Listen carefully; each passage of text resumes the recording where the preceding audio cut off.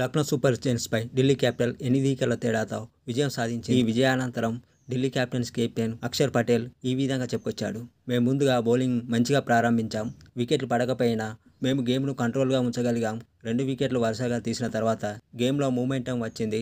మా బౌలర్లు అద్భుతంగా బౌలింగ్ చేసి వారిని 160 కన్నా తక్కువగా పరుగులకే కట్టడి చేశారు. నాకు చిన్న గాయం ఉంది. అందుకే ఇప్పటి వరకు ఎక్కువగా బౌలింగ్ చేయలేకపోయాను. ఒకవేళ నా 4 ఓవర్ల కోట బౌలింగ్ చేస్తే మ్యాచ్లకు దూరం అవ్వాల్సి వస్తుంది. కానీ ఈరోజు మంచి రిథంలో ఉన్నానని అనిపించింది. అందుకే ముందుగానే బౌలింగ్కి వచ్చాను.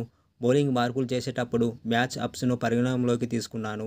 అందుకే బౌలర్లను రొటేట్ చేస్తూ ఆడించాను.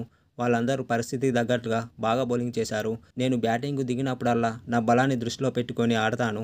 ఏ స్థానంలో ఆడుతున్నా అనేది పట్టించుకోను.